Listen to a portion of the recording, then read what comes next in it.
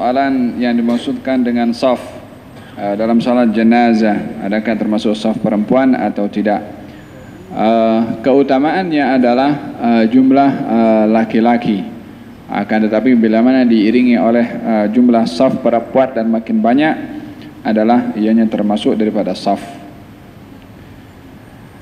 Apakah hukum menyiram air Yasin selepas kebumikan jenazah? Di dalam kitab-kitab fiqh dinyatakan untuk membasahi tanah setelah mengebumikan mayit agar supaya masuk ke dalam dan juga tidak berhabuk. Baik air itu sudah disediakan, bukan semata-mata daripada bacaan Yasin yang karena yang akan membawa manfaat adalah bacaannya. Adapun air yang dituangkan adalah untuk merapatkan kepada tanah itu dan untuk tidak berhabuk. Apakah kamu yang hadir di sini dianggap sebagai yang hadir dalam majlis ilmu, maka akan dianggap sebagai pencari ilmu dan akan mengambil sanad ilmu daripada yang menyampaikan. Dengan demikian otomatik akan menjadi salah satu pelajar di tempat tersebut. Hanya jadilah orang yang mencari ilmu yang lengkap syarat. Orang mencari ilmu ini ada beberapa kategori. Ada namanya muta'allim, ada namanya mustami', ada namanya muhib. Muta'allim, orang yang mencari ilmu sungguh-sungguh. Maksudnya muta'allim itu yang berkeinginan untuk belajar. Dia datang, dia catat, dia menghafal, dia ulang kaji, itu muta'allim. Mustami' adalah orang yang hadir dengar saja. Muhib, mustami' yang mendengar, ya. Dia dengar saja, dia tak catat, dia tak apa. Namanya mustami'. Tapi muhib, orang yang cinta walaupun tak hadir, cinta kepada majlis ilmu walaupun dia tak hadir, maka termasuk daripada orang yang mencari ilmu atau mendapat keberkatan ilmu disebabkan cinta kepada orang yang berilmu atau orang yang mencari ilmu.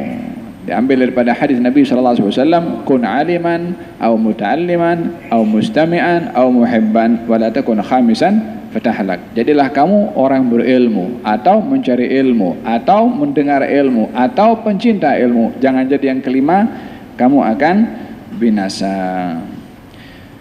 Didoakan saya insyaallah, didoakan jadi murid yang istiqamah ya rabbal alamin. Boleh terangkan cara salat jamak qasar antara salat Jumat dan salat asar, keduanya jamak taqdim atau dan jamak takhir. Ada beberapa pendapat ulama berkenaan dengan menjamak asar dengan Jumat, antara yang membolehkan dan yang tidak, ya. Tapi dalam kita punya pegangan Imam Syafi'i dan juga pengikutnya itu Syafi'iyah membolehkan untuk menjamak. Bila mana menjamak hari Jumat dengan asar, maka ianya adalah jamak taqdim bila mana dilakukan selepas salat al-Jumu'ah. Tapi kalau dilakukan selepas asar jamak takhir, maka bukan jamak Jumat dengan jamak asar, zuhur dengan asar, sebab Jumat mesti dilakukan pada waktu zuhur. Kalau sudah lepas waktu, maka bukan lagi menjadi Jumat, akan tapi menjadi zuhur. Nah.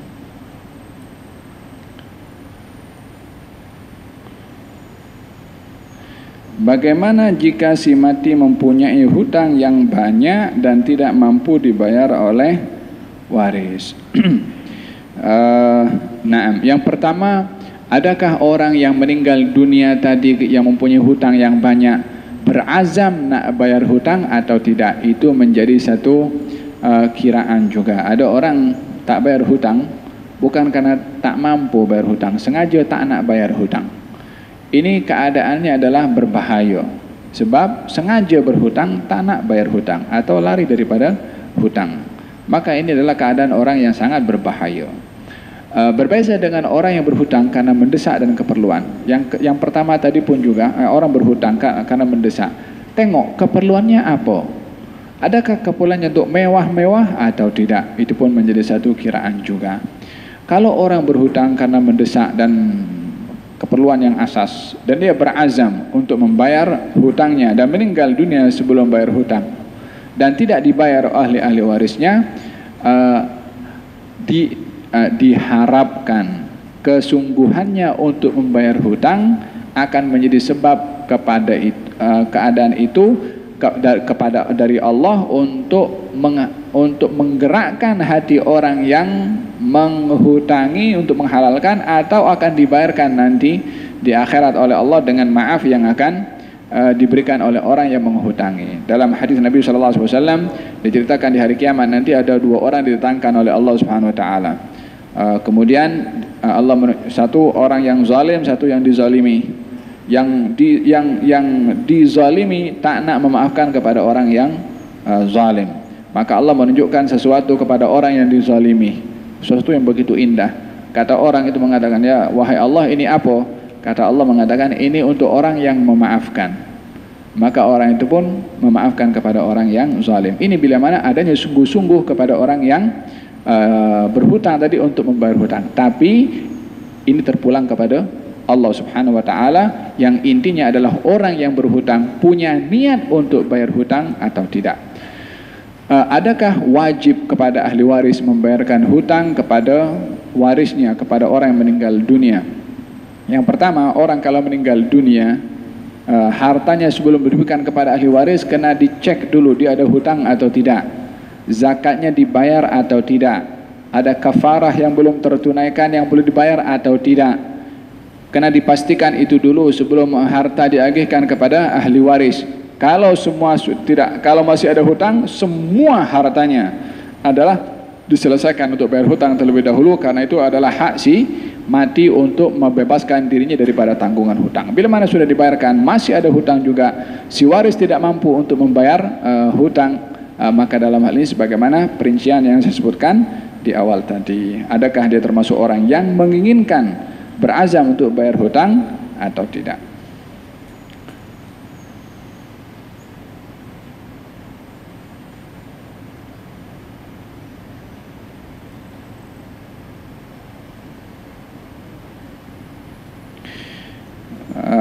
Cara menegur orang yang paling baik adalah dengan nasihat dan juga dengan sifat yang lembut. Maka al-linu fi syai'in illa zanah.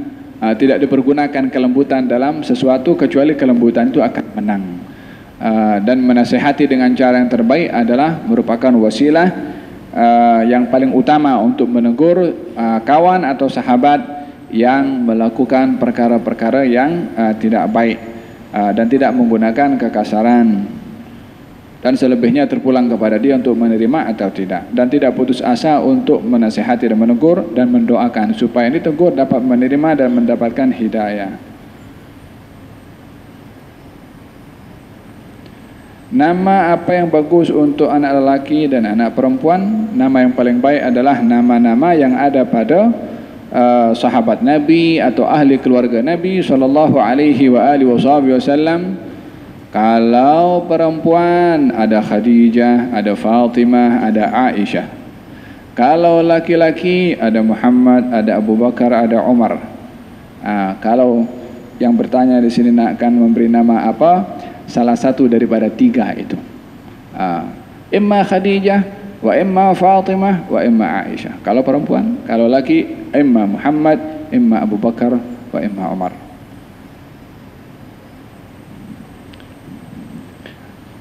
Allah, panjang lagi ini.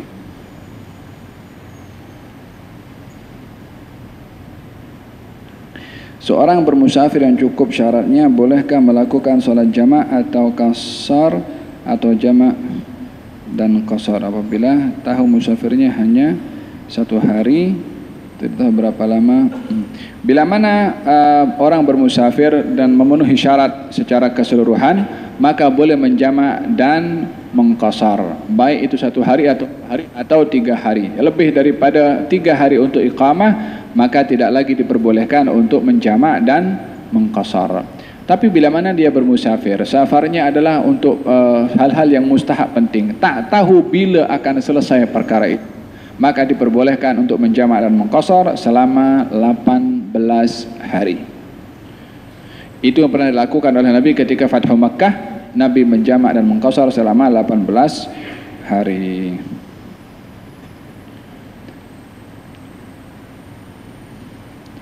Apakah dibenarkan untuk mempunyai pembantu rumah yang bukan muslim, dan bolehkah dia mencuci piring-piring kami?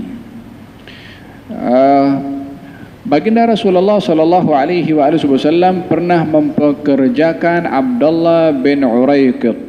Abdullah bin Uraiqid seorang bukan Islam, menjadi penunjuk jalan Nabi sallallahu alaihi wasallam dalam hijrah dan dibayar. Untuk mempekerjakan orang bukan Islam secara hukum syaraknya, mendasarnya adalah diperbolehkan sahaja, hanya tugasannya dan kedudukannya. Kalau dia perempuan, kena tutup aurat kepada tuannya. Kalau laki-laki, kalau pekerjanya laki-laki, maka ada batasannya. Pekerjaannya itu apa? Faham tu?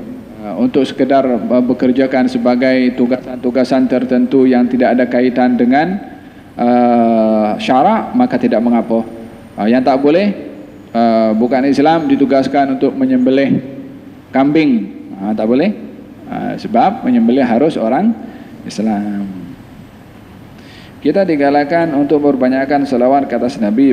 Bagaimanakah salawat yang terbaik di luar salat yang perlu kita ucapkan? Salawat yang paling baik di luar salat adalah salawat yang dilakukan di dalam salat, yaitu salawat Ibrahimiyah adalah yang afdal. Naam, orang musafir ini